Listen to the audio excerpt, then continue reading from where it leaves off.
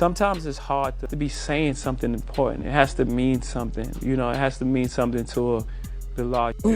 Yeah, we see the lineup. I'm just waiting to see who's next. Jay-Z is setting Diddy up because he's the acceptable monster at this time. The people in power had gave that reign to Diddy, and Jay was next in line.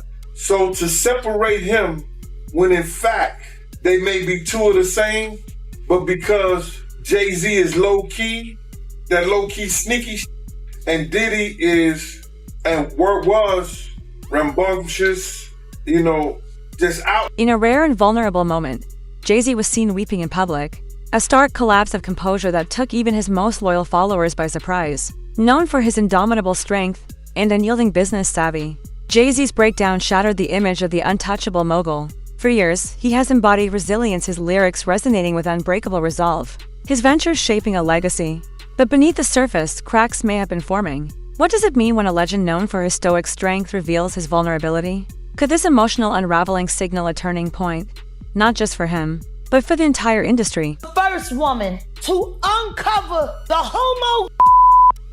She talking about Diddy. That's what these download was called when Wendy first started talking about it in the 90s, the homo thug. So you hear about stories of Diddy like shooting people, blowing up cars. Yeah. Is he this gangster that behind the scenes is that him? Or is that Shout out to Wendy Williams. Gene Deal, happy to have you back on the platform, my guy. Man, I'm happy to be here, man. You know what I'm saying? I'm happy to be able to be in a platform like yours to give my opinion. You know, opinion is just like an asshole, everybody got one. You know what I mean? You know, I give my opinion, and it seems to make a lot of people upset, you know, but then a lot of people love my opinion. That's why you bring me on here. And I really appreciate that, brother. I just want to say this before we get started, Art, is that, you know, a lot of people think I came here to bring a black man down. And that's what I hear in the comments a whole lot. But it was nothing like that. You know, a black man didn't cuss a dead man's mother out. A black man didn't set his friends up and put them in a situation where they couldn't come home to their families no more. A black man didn't reach back and help the people that helped them make it up the ladder. It was Puffy. You know what I'm saying? I got tired of Puffy going on different platforms talking about how he loved the people that we was all with, how he loved the people that helped him, when in fact, none of that stuff was true. So my whole thing about it is, man, I appreciate your platform for letting me, you know, voice my opinion. And like I said, opinions like an ass. Some of these cats out here get paid for their asshole. I get paid to give my opinion. Yeah, I feel you, man. I mean, yeah, you just on here giving your opinion, man. I mean, you was one of the people that was real close to the situation, so why not? Thank you, I appreciate that. So with that being said, right, the last interview me and you did was a day after the raid. And when you look at everything now, man, how you feel about everything? It's been like a week, you know, you knowing Diddy, you being around Diddy. Could you ever imagine that his houses would get raided for sex trafficking? Bro, you can't imagine no stuff like that. You understand? You can't think that, because back then, he wasn't Brother Love. He was Puffy. All the way up until he became Diddy. So his behavior over the years has changed. And the behavior that he shows now, and that he has shown by being... Sources close to Jay-Z point to a betrayal so profound by Diddy that it pierced his emotional defenses. A friendship built on mutual respect and business acumen has now been tested by disloyalty. Jay-Z's life, a balancing act of alliances and rivalries, has always been guided by loyalty and trust, value central to his success. If the betrayal is true, it strikes at the very moral foundation of their relationship. Can a bond forged through power withstand the shattering force of betrayal? And in the hip-hop world, where loyalty is sacred, what happens when the lines blur between friend and foe? Leo came to our studio, 33 South Broadway. I mean, Rough Rider Studio, and I had my jaw. It's in Yonkers. Yonkers. And my jaw was still wired shut. This is when you got signed. I heard about the story. This is when he knew he would sign me. Okay. My jaw was wired shut, and the locks that got signed first to Puff, and D from Rough Riders, Darren, you know what I mean? He gave me the Puff, and one thing I respect about Puff, one thing I respect about him, and real shit, is that at least he told me to my face what he felt. And when D told Puff, he said, yo, if you like the locks, you're gonna love X. And I spit or whatever, and he was like, his voice is too rough, he's not marketable. Didn't like it, but I had to respect it. He fucked up. Let's make some noise from Puff fucking up. Hold up. He came right behind and tried to clean up. So maybe 3 weeks later, when he found out I was getting signed, but that time he was like, yo, I'll lace your pockets. I'll double what they gave you and lace your pockets. I'm like, nah, homie. Because if you didn't see the beef that I was what point then, did he tell you that? What point? I told you, like maybe 3 weeks after I got signed to Def Jam. He was like, yo, I'll lace your pockets. I'll double what they gave you and lace your pockets. I'm like, nah, I'm cool. So it's a legendary story. You didn't know. I said, but I respect that about Puff. Right. I mean, because a lot of motherfuckers, they see you on a wild goose. I mean, they won't tell you. They're like, oh, call me later. Yeah, industry talk. I respect the fact that he told me to my face. He said, you know what, your voice is too rough and you're not marketable. So at least he was willing to, in my mind, what I think he's saying is, work on this. Right. So actually, listen, constructive criticism. It's a famous story that said that when you and Jay-Z battled, right? Because this battle happened, right? Correct? A couple times. It wasn't just once. Nah. So when you and when the Jay-Z people battled, tend to refer to it, what happened backstage. And we heard that Big L had recorded that one battle. They said that Big L That's recorded crazy by that itself. battle. Do you remember Big L being there? Vaguely. No, I can't say Not that. at all. I know Big L. I know Big L. I'm a Right. But you was trying to. A close insider paints a poignant picture of Jay-Z's emotional moment, describing how he repeatedly asked, "Why would he do this?" His voice trembling, caught between disbelief and searing anger. To witness Jay-Z in such a raw state is to witness a man stripped of his shield, a figure once known for intellectual prowess and emotional control, now faced with the weight of personal betrayal. How does one of the sharpest minds in the music business cope when his closest ally turns on him? What happens when even the most guarded individual questions their world cut? I'm saying, Sean Carter, you're a piece of shit. Taking Pimp C wasn't bad enough. Why does it all come to a head now? Why now? Why? Because he's the acceptable monster at this time. Like R. Kelly was the last time I sat on this couch. So who's next? Y'all don't see the lineup?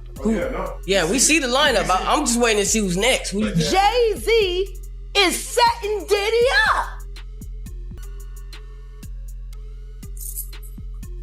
Why is everyone having such a hard time? He ain't doing shit different. He lined up D. Haven, stole his life and identity. He lined up Big L, stole his life and identity. He lined up Dame Dash, stole his life, identity, and took his love. Lined up R. Kelly. He wants to be the one. Yeah, shout out D. Haven. He actually hit us up, wanted to tell this story. You need to talk to D. Haven. We need to talk to him. I told you that last year when I put you on the phone with him. You did. I want you to think about this. Allegedly, Sean Carter is responsible for enacting Hype Williams to put Aaliyah on a faulty plane to move her out the way as punishment for rejecting him, and so he could level up Beyonce, who was struggling. Let's just say allegedly that happened. Now I want you to think about 106th and Park with Mary J. Blige. Dupree, who is a victim of Sean Carter. Yeah. Mary J. Blige, who is a victim of Sean Combs, are sitting there talking about the death of Aaliyah amongst each other. Think about that. You got a Diddy victim, you got a Jay-Z victim, and you got a superstar gone. They know what happened. And yet, they had to sit there and have that conversation like they didn't know who did it. Think about Claudia Jordan right now. Claudia Jordan don't ever mention my mother name. She mentioned it yesterday. Talking about why people are afraid to come forward. You mean like you? You was Diddy girl. Corey was Jay-Z girl. Why don't you claim your friend? Claudia.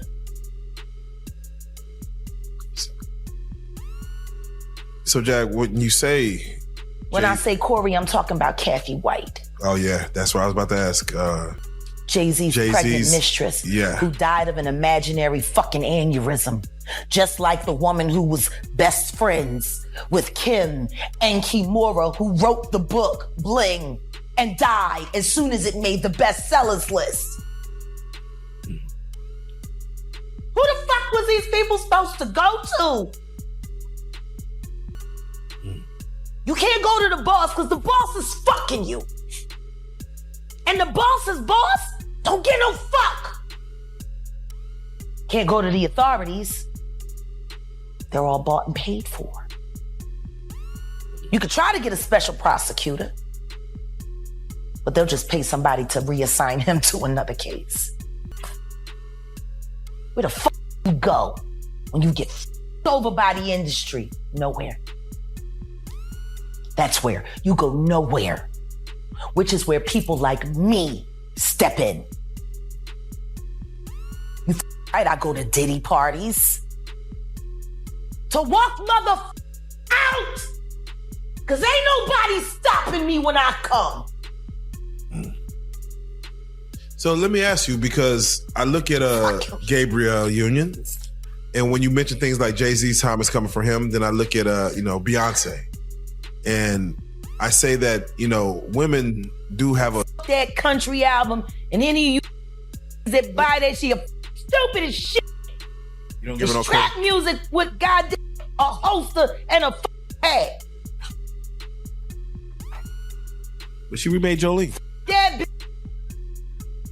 I'm gonna tell you the song she should have As Jay-Z grapples with this emotional storm, friends and confidants are quietly stepping in, offering support and shielding him from the chaos. Throughout his career, Jay-Z has carefully cultivated an empire through alliances in music, sports, and business. But what happens when trust fractures? Will these alliances now start to erode?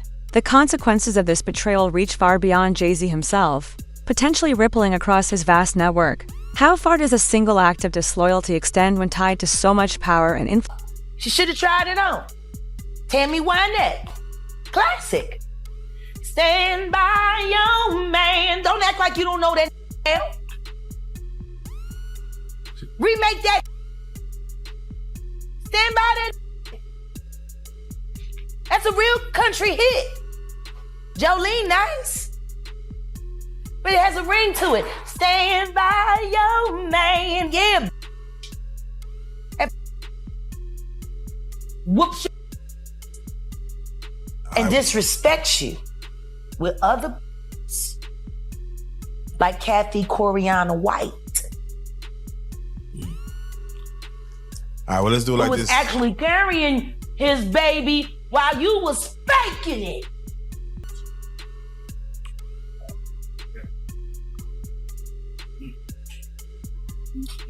Why your husband don't want to put his seed inside of you?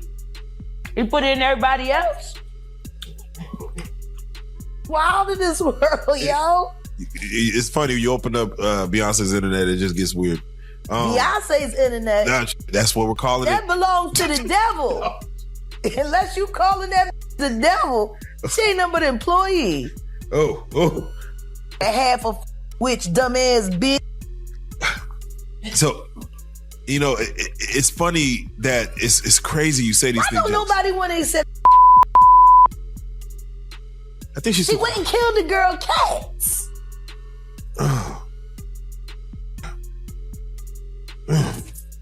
Okay. A girl went to court and charged her with extreme witchcraft. She was hypnotized. She was drugged. Beyonce came and she was in there eating on her and shit while she was asleep. No snacking on his killing people cats. And guess what? They wouldn't give her a restraining order. They just told her to stay away from Beyonce and work for somebody else. Guess what? She's having a hard time finding work too. Which is interesting because she's a brilliant musician. And she was trained at the esteemed Berklee College of Music. Handpicked by my very good friend, Terry Lynn Carrington, Dr. Terry Lynn Carrington, who put together Beyonce's entire female band, which was Matthew Knowles' idea because he couldn't get Beyonce to stop people. Guess you didn't know your daughter well enough because she just started all the girls. Taking Pimp C wasn't bad enough. You just want to go down there and you want to just remove all of the balls from every real gangster in Houston. Why did that house burn up?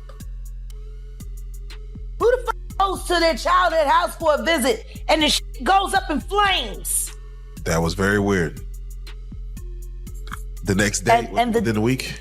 And no, the next day. The next day. And still, no real investigation on how the house just went up in flames. Man. I guess they paid y'all off. Like they paid y'all off for that Astro World. So, let me ask you. Texas politics. Yeah, Texas politics, man. It's that right there. We're gonna talk about the episode, but for right now, I just got to get your take on when we see a Killer Mike win 3 Grammys And get arrested immediately after because Jay-Z paid somebody up just so he couldn't have a good night. You Sean. Hey, man. Weirdo. I don't get no what you got in your head, that Neuralink. You'll never outthink me. Ever. All I do is frustrate your AI. You can't quantify me. You can't even control your wife. You gonna handle a bitch like me. You can't even control that. You should have did a better job. Maybe she wouldn't have had to lose her mind on Kathy. Cause you ain't protecting you. You're protecting her. Wonder why? That's a good break. Industry observers warn that this betrayal could change the power dynamics within hip-hop.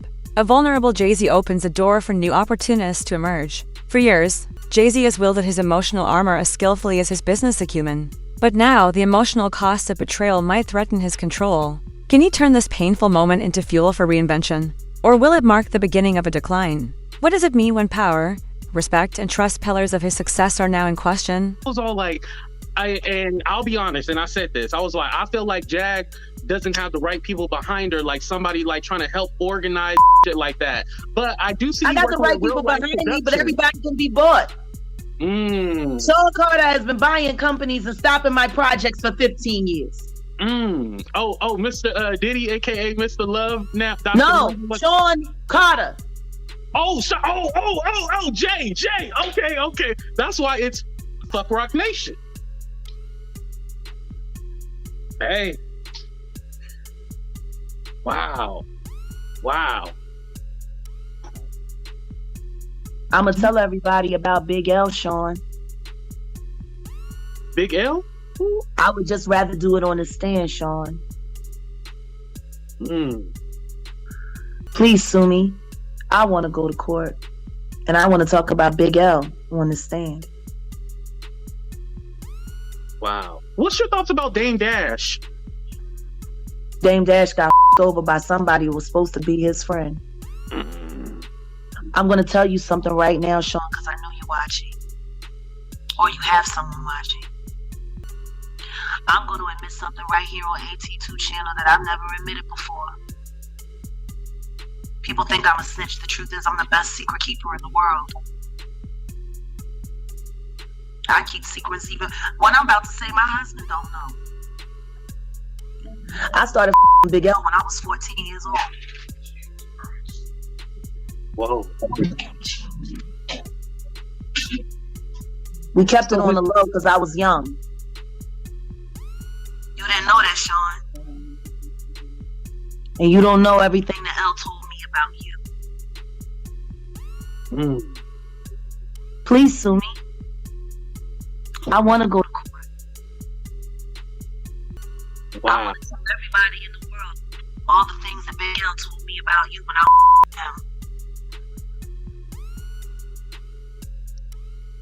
So this Big L is associated. Big L is the one that put Jay-Z on.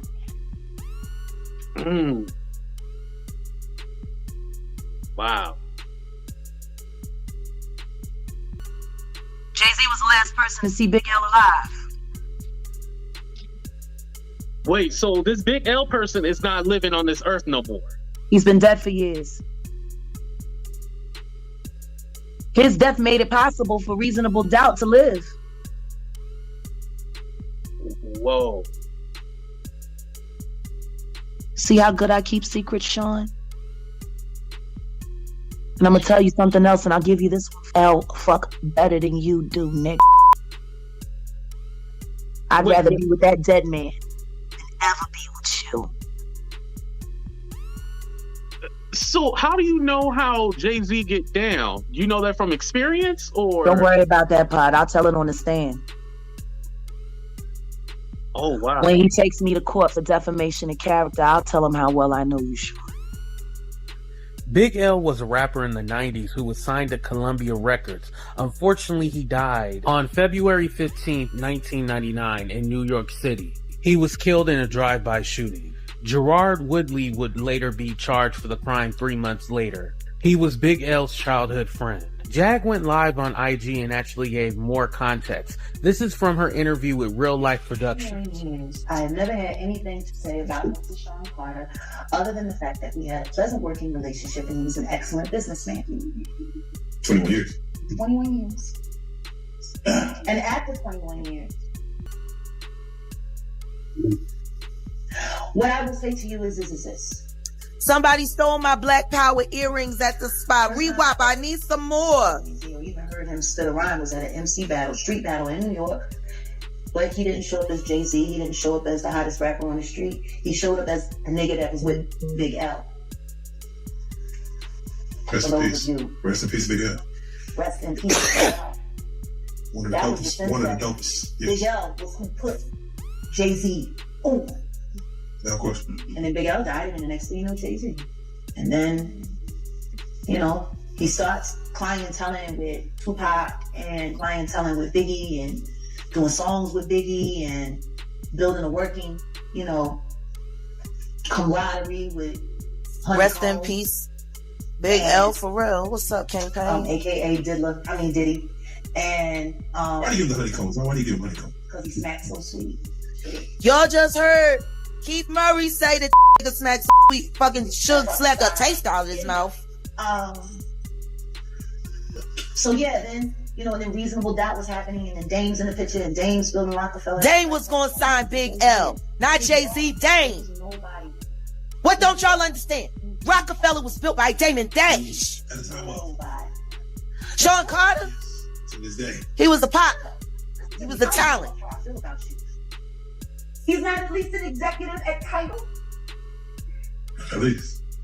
Like I said, Biggie died, Tupac died, and then there was the fight between who was the top rapper now, Nas and Jay-Z, and then the next thing you know, Nas has a nervous breakdown and he's taken out of the game. Cause somebody micked him. It's all Jay-Z. So Jay-Z. And he was working with R. Kelly and they were making so many. In private conversations with close allies, Jay-Z reportedly wrestles with the decision of whether to expose Diddy's actions publicly, weighing the potential fallout. Throughout his career, Jay-Z has maintained a delicate balance between public image and personal discretion. For him, the choice between speaking out or remaining silent is not just about reputation, but about how much of his truth he is willing to expose. Which is more burdensome, the weight of an unspoken truth, or the cost of tarnishing his public persona? This internal conflict could define his next move. I want to ask you about Jay-Z because I always heard like you had some kind of C&D where you couldn't talk about Jay-Z, but I never signed no paperwork. Okay, you never signed no paperwork. I just didn't want to put my family's life on the line. So you were worried about him coming to get you? Yeah, like everybody else is. Because I seen a lot of Rock Nation on your page and stuff like that. So now you're more vocal.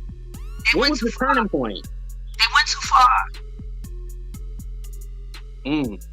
Sean Combs and Sean Carter have been working together for the better part of 25 years to find a way to take over full control of the entertainment industry. They have been slumping and sidelining relevant hip-hop communities for decades so that they can have control. Now they done killed Jacqueline Avon, and they done picked up old Clarence Avon, and now they running around acting like they remind Macaulay Culkin and Home Alone. That's what these niggas acting like out here.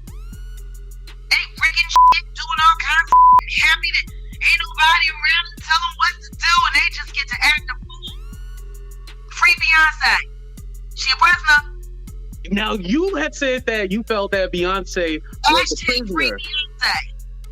Because I always heard their relationship was put together. Like it was a business. Or I did hear that. Him and Matthew Knowles had a deal and then he screwed him. I'm gonna make it easy. Sue me. Yes. I want to be sued. I want to be sued. Jack, why do you want to be sued? Because I want to have to go to court.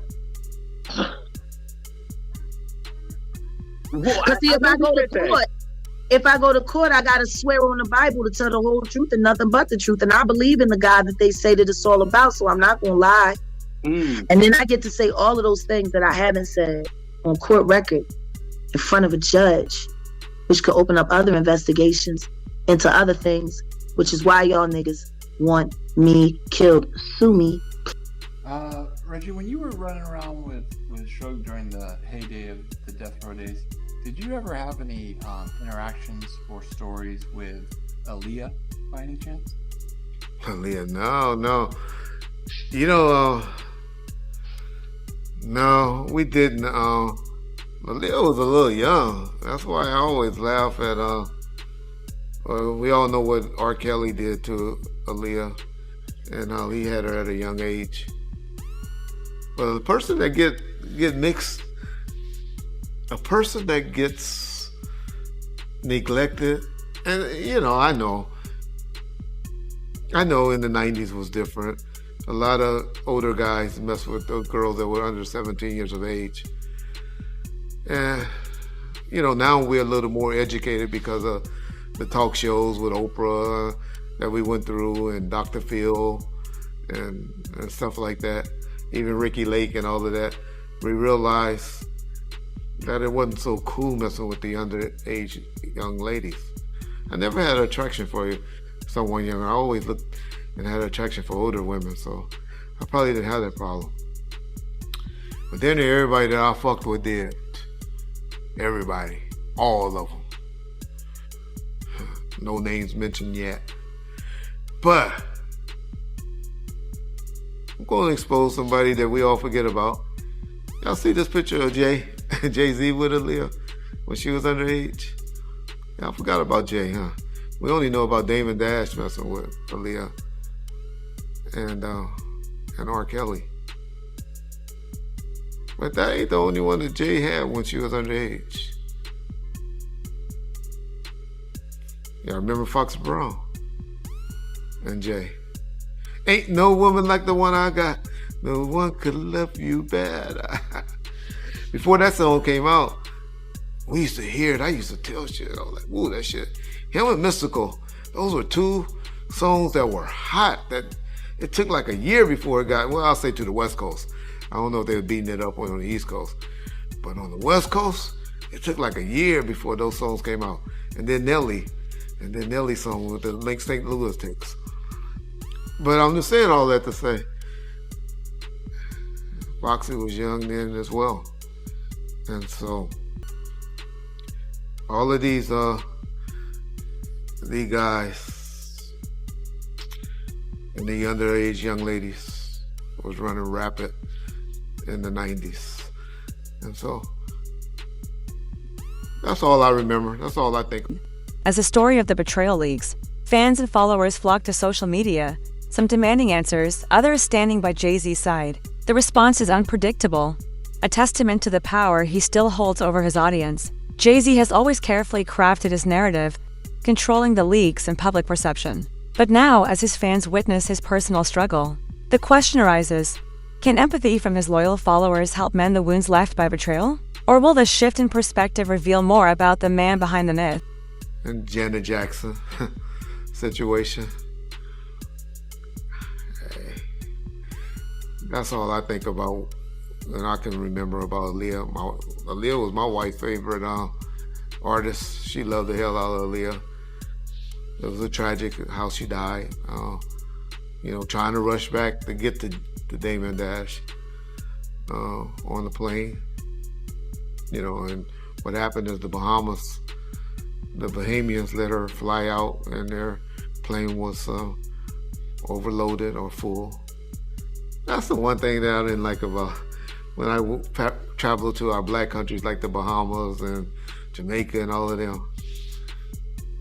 The officials there, we used to have to bribe them $100 to make the rules fast, to let us in with the dogs that we didn't have properly cleaned, or to not search our bags or whatever, or to sneak away with a whole bunch of cigars and stuff like that. But in Mexico, one thing about the motherfucking Mexican authorities, that number used to be 5 G's, 5,000 and stuff like that. And I used to laugh. I was like, damn, black folks is easily bribable. They so cheap. They don't understand the value that they be having. But yeah, that's all I got on Aaliyah, really. It's a talent. That's another person that life was taken too soon. That was a talent. Wonder what she would be now. Her, Pac, Big Pun, Biggie, Selena.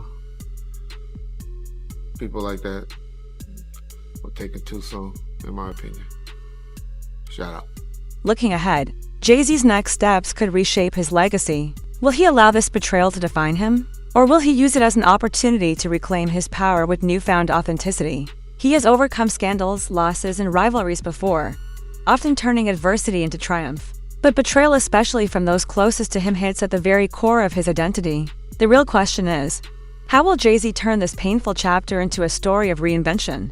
Or will it mark the beginning of a new, more vulnerable era in his life? The stakes are higher than ever,